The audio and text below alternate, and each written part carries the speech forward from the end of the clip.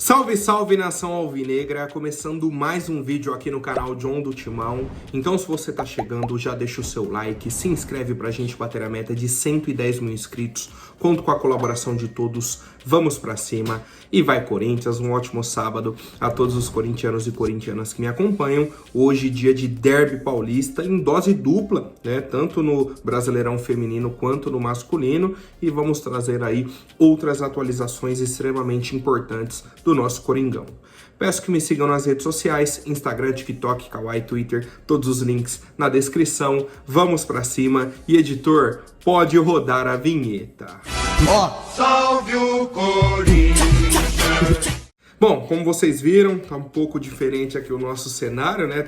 Não tem nada, porque estou pintando aqui o estúdio, né? Pintando novamente as paredes e tudo mais. Pode ver, tem até aqui, ó, os buracos aqui da prateleira, né? Os furos ali, tal. Então, a gente tá nessa mudança aí. Peço a compreensão de vocês. Uma melhoria básica, né? Simples, uma manutenção, né? Mas que vai ficar bom. E aí a gente volta novamente para o nosso cenário. A gente vai se arrumando aí da melhor forma, tá? Bom, vamos para as novidades de hoje. Inclusive, nesse momento está acontecendo o derby feminino entre Corinthians e Palmeiras pelo Campeonato Brasileiro, jogo muito importante. O Corinthians está aí na segunda colocação, disputando com o São Paulo. São Paulo é o líder da competição, né? Então o Corinthians disputa aí o derby visando a liderança do campeonato.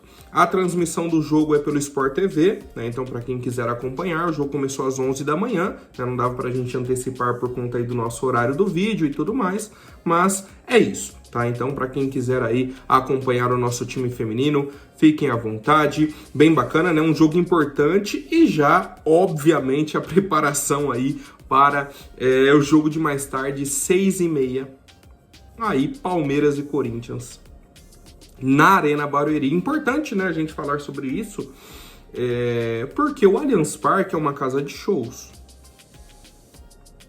E, às vezes, o Palmeiras joga lá, né? Prioridade do ambiente ali são os shows de música, eventos e tudo mais. Depois, quando tem uma brecha, sobra um espaço ali na agenda, tem um jogo do Palmeiras, então coloca lá, né? Porque, pô, um derby, um jogo tão importante para as duas equipes, ainda mais o Palmeiras depois que perdeu a final do Campeonato Paulista pro Corinthians, ficou aquele clima tal, aí veio o jogo, na sequência, Palmeiras e Corinthians, eles não podem jogar na casa deles, né? O mando é do Palmeiras, vamos, né, na verdade, jogar em Barueri, na Arena Barueri, e é isso, tá? Primeira informação importante sobre a partida.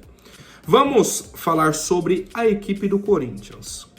Memphis Depay treinou normalmente, retorna para a equipe. Retorno extremamente importante, né? Não esteve presente aí no jogo da Sul-Americana contra o América de Cali por conta do trauma que ele sofreu no tornozelo. A entrada aí do Lucas Piton pisou no tornozelo dele e tudo mais, nem falta, né? Foi marcada no lance. Mas enfim, Memphis Depay retorna para a nossa equipe. Igor Coronado simplesmente não apareceu nas fotos do treino. E aí chama muita atenção, né? Porque o Memphis teve um problema no pé, já está liberado. O Coronado, disseram apenas que era um trauma no ombro e ele não está treinando, né? Então, qual foi a gravidade disso, a gente não sabe. Torcemos aí para o retorno mais rápido possível do Igor Coronado, mas era um jogador que seria importante pra gente, né, na partida de hoje, querendo ou não. Tem torcedor que realmente não gosta do Coronado, mas é um jogador de uma posição que o Corinthians não tem, né, já que o Garro tá fora e tudo mais. Enfim, e aí já falando de Rodrigo Garro, eu vou até entrar nesse assunto Rodrigo Garro. Ontem saiu uma matéria da ESPN falando que Rodrigo Garro vai fazer exames hoje de avaliação do joelho direito dele, que é o joelho que ele sente as dores e tudo mais. Se estiver tudo ok, ele vai para o banco da partida de hoje. Vai estar disponível para o técnico Ramon Dias, obviamente não para o tempo todo do jogo, mas 30 minutinhos, 20, 15 minutinhos ali, quem sabe, a depender da circunstância da partida. Lembrando que tivemos mudanças no gramado da Arena Barueri também. Não tem a confirmação da porcentagem, né, de grama sintética, mas mudaram o gramado da Arena Barueri também. Então não é um gramado natural lá. Então já é outro ponto de alerta, né? O Rodrigo Garro não jogou no Allianz Parque o primeiro jogo da final porque era grama sintética. Era o tapetinho. Aí veio o jogo da volta na Neoquímica Arena, ele fez o jogo tranquilo, né? Então assim, já é outro ponto de alerta. E a pergunta que eu me fiz, né, e fui buscar informações e tudo mais, e acredito que o torcedor também está pensando, pô, o tempo de recuperação do Rodrigo Garro não era para final de maio, início de junho? Como que agora, no meio de abril, o cara já vai ser avaliado, vai para o banco, isso e aquilo, ou mesmo que não vá para o banco hoje, já tem essa projeção, né? E a resposta, a única resposta possível é o tratamento que ele fez na Espanha. Porque ele passou uma semana na Espanha fazendo esse tratamento. Se ele chegou bem, né, chegou apto, sem dores, isso e aquilo, opa, ótimo. E aí o exame vai comprovar ou não, né, essa eficácia do tratamento com eletrochoques que ele fez em Madrid, né? Inclusive foi uma indicação do Memphis, em conversa ali com o departamento médico do Corinthians, com a parte de fisioterapia e tudo mais. O Rodrigo Garro foi e fez o tratamento. Cara, se na próxima semana, por exemplo, ou até hoje, né, vamos considerar essa possibilidade, o Rodrigo Garro já for pro jogo, pô, é muito bom pro Corinthians. A gente estava considerando só ter o Garro daqui 1 mês e meio, mais ou menos, e o cara voltar agora, seria muito bacana pra gente, né? Bom, voltando a falar da nossa equipe, tivemos outras mudanças no treinamento, que o Ramon Dias implementou. Félix Torres cortado.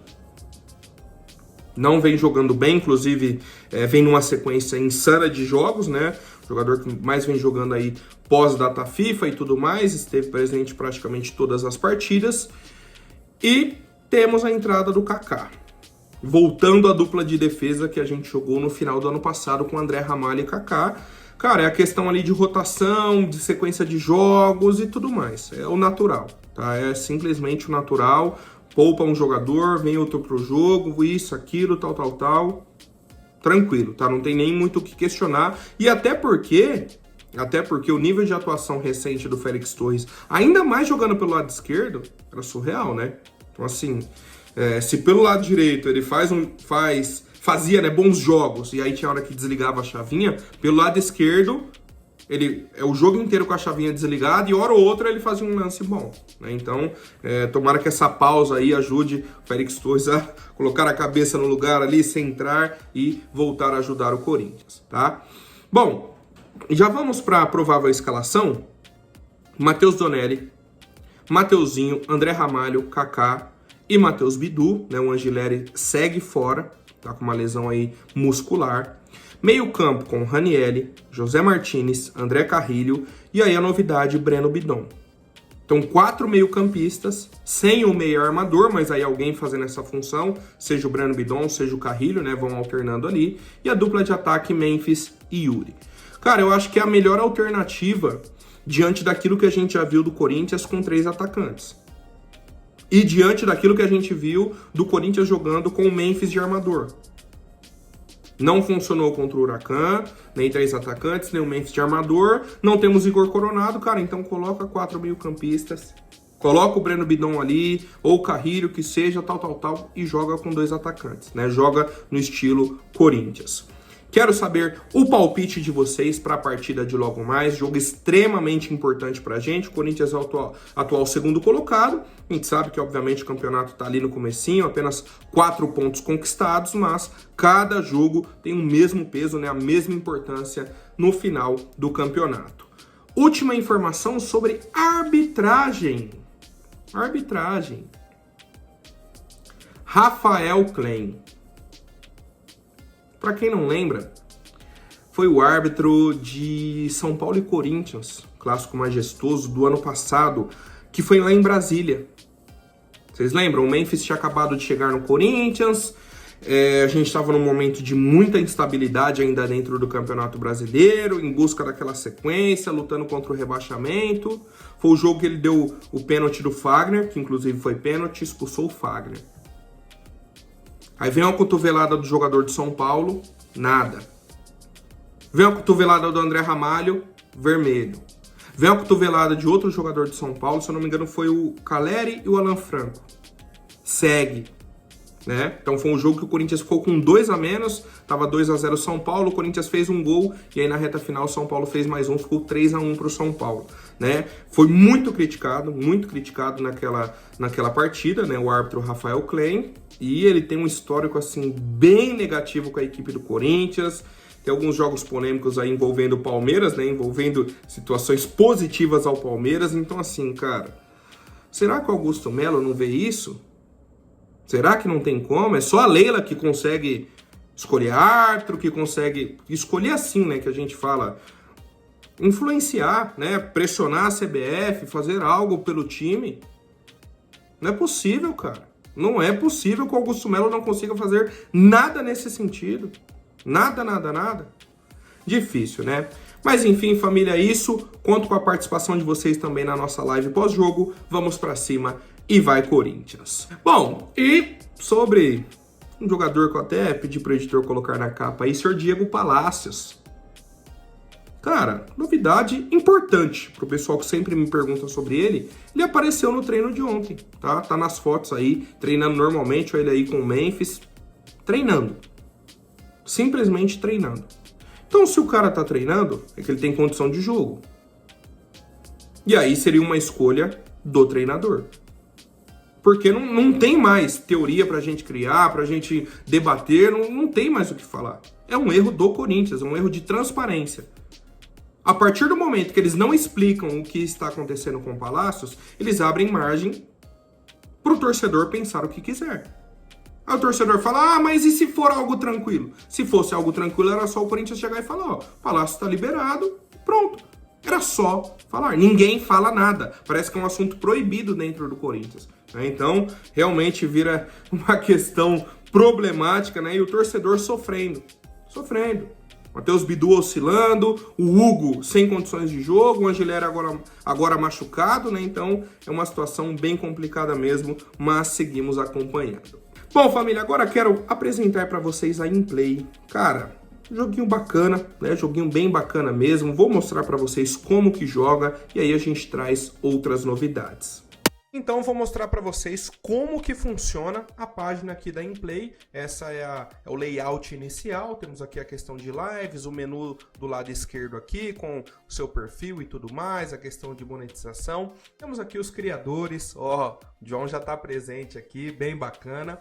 Vamos jogar um campeonato? Temos aqui, ó, o jogo do Botafogo hoje também, questão do Barcelona que joga, revanche do Paulistão, né, que tivemos a final, Derby Paulista. Vamos jogar esse Derby Paulista aqui, é o jogo de hoje entre Palmeiras e Corinthians.